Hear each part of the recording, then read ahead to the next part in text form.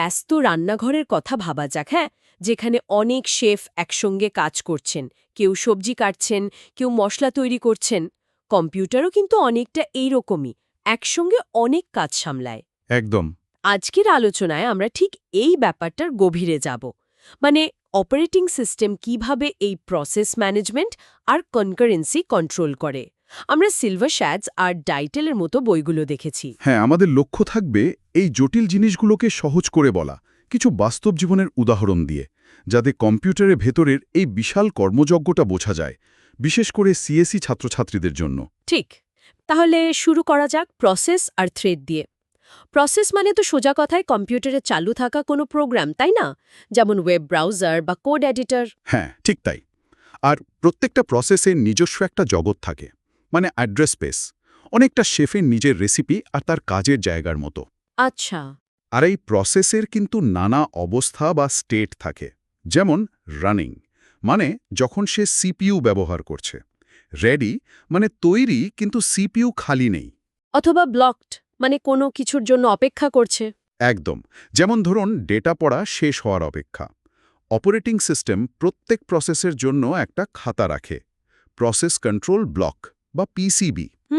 যেখানে সব তথ্য লেখা থাকে। হ্যাঁ, ওর বর্তমান অবস্থা, রেজিস্টারের মান, মেমোরি সংক্রান্ত তথ্য, এইসব। বেশ। আর থ্রেড থ্রেড জিনিসটা কি তাহলে? থ্রেড হলো মানে একটা প্রসেসের ভেতরের ছোট ছোট কাজের স্রোত।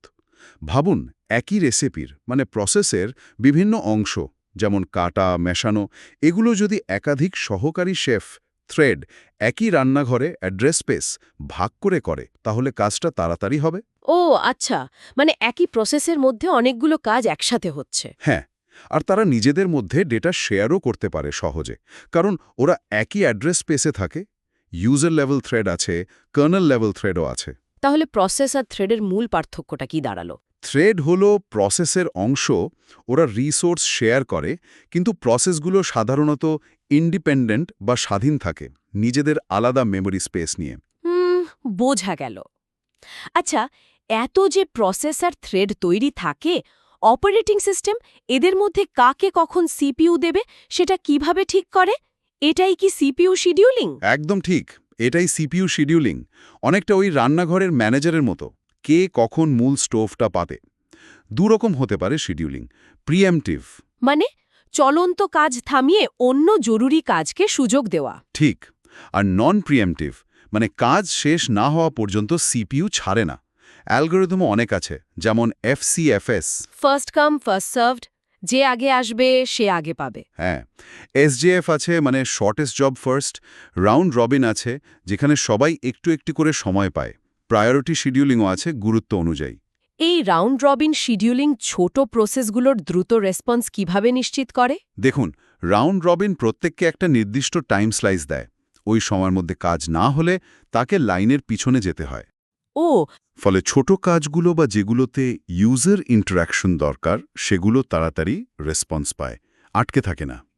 আর এফসিএফএস-এ যে কনভয় এফেক্টের কথা বললেন। হ্যাঁ, এফসিএফএসে একটা বড় কাজ যদি আগে চলে আসে, তার পিছনে ছোট ছোট কাজগুলো অনেকক্ষণ আটকে থাকতে পারে।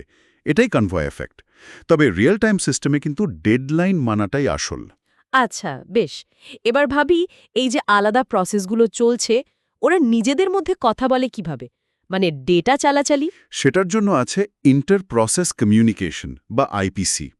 দুটো প্রধান রাস্তা আছে। একটা হলো শেয়ার্ড মেমরি। যেখানে প্রসেসগুলো একটা কমন মেমোরি এলাকা ব্যবহার করে, ওই শেফদের কমন হোয়াইট বোর্ডের মতো। একদম।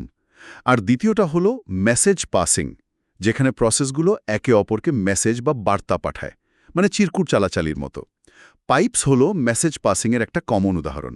শেয়ার্ড মেমোরি আর মেসেজ পাসিংয়ের মধ্যে কখন কোনটা ব্যবহার করা সুবিধাজনক? শেয়ার্ড মেমরি সাধারণত ফাস্ট হয়, কারণ ডেটা কপি করতে হয় না। কিন্তু এটা ম্যানেজ করা একটু জটিল, সিঙ্ক্রোনাইজেশন লাগে। যাতে গন্ডগোল না হয়। হ্যাঁ, মেসেজ পাসিং হয়তো একটু স্লো, কারণ সিস্টেমকে মাঝখানে থাকতে হয়, কিন্তু এটা ব্যবহার করা সহজ আর সিঙ্ক্রোনাইজেশন সমস্যাও কম। এই সিঙ্ক্রোনাইজেশন শব্দটা খুব জরুরি মনে হচ্ছে। কনকারেন্সি আর সিঙ্ক্রোনাইজেশন, এই ব্যাপারগুলো একটু খুলে বলুন না। কনকারেন্সি মানে তো একাধিক কাজ একসাথে চলা বা চলার মতো দেখানো। যেমন রান্নাঘরে অনেক শেফ কাজ করছেন, হুম। সমস্যাটা হয় যখন একাধিক প্রসেস বা থ্রেড একই রিসোর্স, ধরুন একটাই ফাইল বা মেমরির অংশ ব্যবহার করতে চায়। তখন হয় রেস কন্ডিশন। মানে কে আগে ব্যবহার করবে তা নিয়ে ঝামেলা। ঠিক। ওই যে বললাম, দুজন শেফ একসাথে নুনের কৌটো ব্যবহার করতে গেলে যেমন হতে পারে। এই গণ্ডগোল এড়াতেই দরকার সিঙ্ক্রোনাইজেশন। এর মূল লক্ষ্য হল মিউচুয়াল এক্সক্লুশন। মিউচুয়াল এক্সক্লুশন মানে? মানে কোডের যে অংশটা শেয়ার্ড রিসোর্স ব্যবহার করে, যেটাকে বলে ক্রিটিক্যাল সেকশন, সেখানে একবারে একজনই ঢুকতে পারবে। এটা কিভাবে করা হয়? সেমাফোর দিয়ে? হ্যাঁ, সেমাফোর একটা খুব জনপ্রিয় উপায়। এটা একটা বিশেষ কাউন্টার, যার উপর দুটো অ্যাটমিক অপারেশন চলে, পি আর ভি। পি মানে ওয়েট আর ভি মানে সিগন্যাল। একদম। ভাবুন, একটা বিশেষ যন্ত্র ব্যবহারের জন্য টোকেন লাগে। পি অপারেশন টোকেনটা নেওয়ার চেষ্টা করে, পেলে ক্রিটিক্যাল সেকশনে ঢোকে। ভি অপারেশন কাজ শেষে টোকেনটা ফেরত দেয়।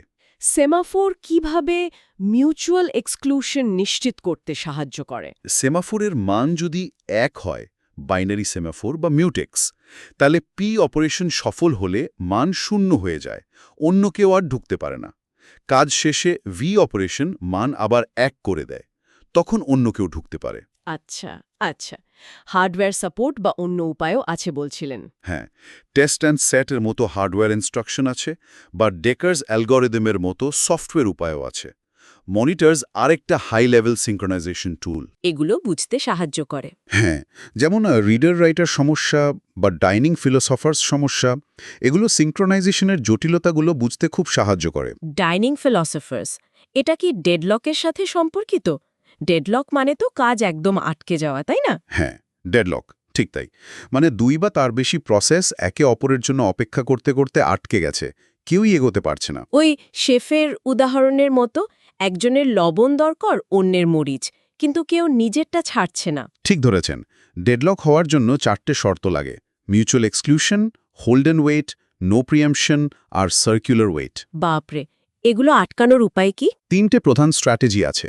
প্রিভেনশন, মানে ওই 4টে শর্তের কোনো একটা হতে না দেওয়া। অ্যাভয়েডেন্স, মানে সাবধানে রিসোর্স দেওয়া যাতে ডেডলক না হয়। এর জন্য ব্যাংকার্স অ্যালগরিদম ব্যবহার হয়। ও, ব্যাংকার্স অ্যালগরিদম। ডেডলক এড়াতে এটা কিভাবে কাজ করে? ব্যাংকার্স অ্যালগরিদম প্রথমে দেখে নেয় যে একটা প্রসেসকে রিসোর্স দিলে সিস্টেম কি সেফ স্টেটে থাকবে।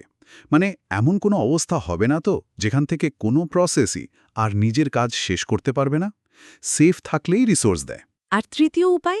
সেটা হলো ডিটেকশন ও রিকভারি, মানে ডেডলক হতে দেওয়া, তারপর খুঁজে বের করে সেটাকে ভাঙা। যেমন কোনো প্রসেসকে টার্মিনেট করা বা তার থেকে রিসোর্স কেড়ে নেওয়া। দারুণ। সত্যি, অপারেটিং সিস্টেম পর্দার আড়ালে যে কত কি সামলায়। প্রসেস তৈরি করা, তাদের স্টেট ম্যানেজ করা, সিপিইউ টাইম ভাগ করা, তাদের মধ্যে যোগাযোগ করানো। আর কনকারেন্সি ম্যানেজ করা, মানে সিঙ্ক্রোনাইজেশন আর ডেডলকের মতো জটিল পরিস্থিতি সামলানো। একদম। দেখুন, এই বিষয়গুলো কিন্তু একজন সিএসই শিক্ষার্থীর জন্য শুধু থিওরি নয়, এগুলো জানাটা খুব দরকারি। ভালো কোড লিখতে, সিস্টেমের পারফরম্যান্স বুঝতে, মাল্টিকোর প্রসেসর বা ক্লাউড কম্পিউটিংয়ের মতো আধুনিক প্রযুক্তি বুঝতে এই ভিত্তিটা লাগবেই। ঠিক বলেছেন। এটা শুধু পরীক্ষায় পাশের জন্য নয়। একেবারেই না। প্রযুক্তি তো বদলাচ্ছেই, কিন্তু এই কোর কনসেপ্টগুলো জানা থাকলে ভবিষ্যতের যে কোনো বদলের সঙ্গে মানিয়ে নেওয়াটা অনেক সহজ হয়ে যায়। এটাই আসলে আজীবন শেখার আনন্দ। আচ্ছা, একটু ভেবে দেখুন তো, আজকের এই মাল্টিকোর প্রসেসরের যুগে এই কনকারেন্সি বা সিঙ্ক্রোনাইজেশনের ধারণাগুলো ছাড়া কি কোনো সিস্টেম ঠিকভাবে চলতে পারত? এগুলি তো সবকিছুর ভিত্তি।